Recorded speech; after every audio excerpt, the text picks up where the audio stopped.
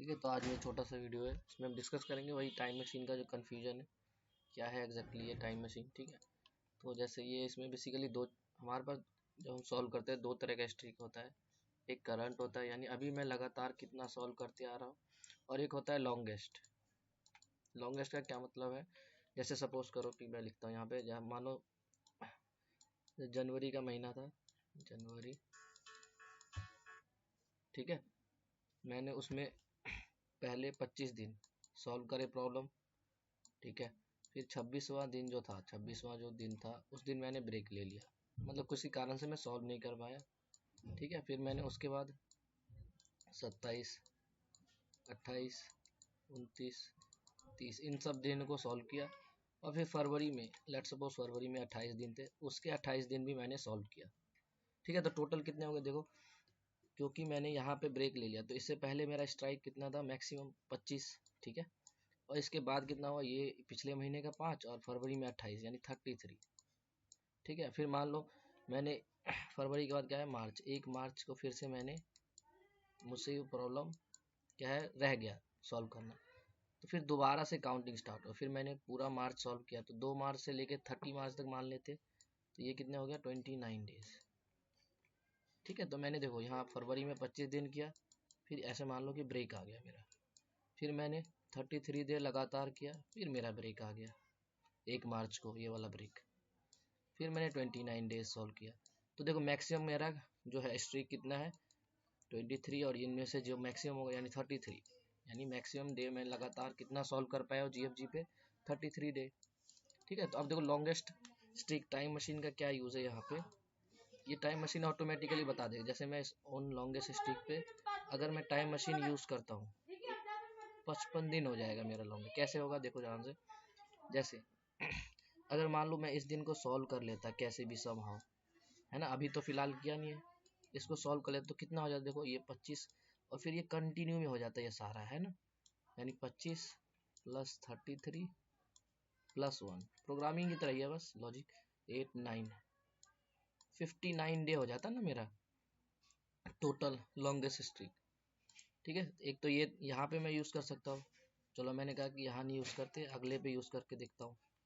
तो let suppose मैंने इस दिन को सॉल्व अपने टाइम मशीन के हेल्प से इसको सॉल्व कर दिया, तो अब देखो यहाँ से ये सारे कंटिन्यू में हो जाएगा, यानी 33, फिर 1, और ये 29, कितना हो गया 63।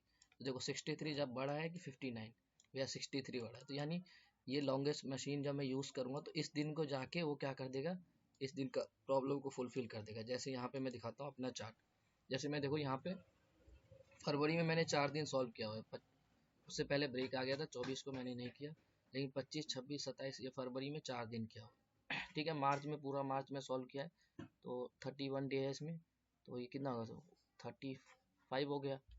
फिर आप अप्रैल की बात करते हैं, अप्रैल में देखो मैंने पहले 7 दिन किया हुआ है, और फिर 3 दिन के बाद ब्रेक आ गया, तो 10 कितने हो गए टोटल स्ट्राइक बताओ, 31 ये हो गया, 7 और ये 3 10, अप्रैल में हो गया 41, और फरवरी में 4, 45 हो गया टोटल। टोटल स्ट्राइक कितना होगा 45। ठीक है, अब अगर ध्यान से देखोगे मेरा चार्ट, तो यहाँ पे अगर मैं इस दिन को अगर सॉल्व कर देता, तो इसके आगे देखो मैंने सारा सॉल्व किया, यहाँ तक किया हुआ कितने तक, 20 अप्रैल तक। 11, ये कौन से दिन है, 11 अप्रैल को मैंने सॉल्व नहीं किया, उसके बाद देखो 12, 13, 14, 15, 16, 17 इस सबको मैंने सॉल्व किया है। तो लेट सपोज मैं 11 को टाइम मशीन की हेल्प से सॉल्व कर दूंगा, तो ये वाला काउंट हो जाएगा, तो इससे क्या होगा, ये कंटिन्यू में सारा हो जाएगा। तो इसलिए 45 दिखा रहा है, क्यों 45, क्योंकि एक तो ये दिन सॉल्व हो गया, फिर 2, 3, 4, और ये 7 ये दिन, तो 10 टोटल। तो मैं इसको करके भी दिखाता हूँ टाइम मशीन का।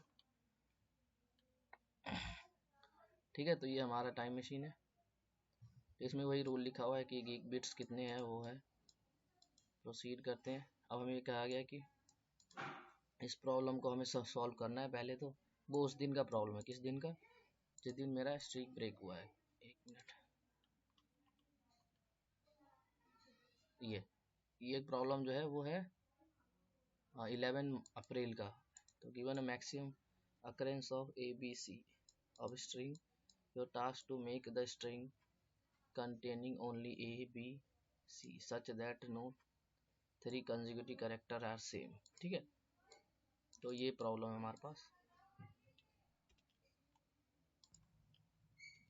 ठीक है। तो इस प्रॉब्लम को अब देखो मैं सबमिट करता हूँ।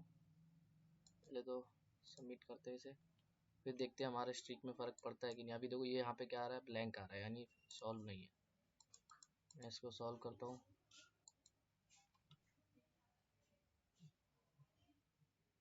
ठीक है, देखो हमने यूज़ कर लिया टाइम मशीन। टाइम मशीन का यूज़ हुआ। पीओटी डैशबोर्ड पे जाते हैं हम। अब देखो डैशबोर्ड पे क्या आ गया, 55 डेज। ठीक है, इससे पहले क्या था, देखो मैंने यहाँ रीलोड नहीं किया हुआ है, इसलिए 45 डे दिख रहा है। ठीक है, और हमारा 63 गीग बिट्स है, लेकिन वो मैंने यूज़ कर लिया 60 गीग बिट्स लगता है। देखो बहुत ज़्यादा लगता है, इसलिए आप कोशिश करो कि मिस ना हो।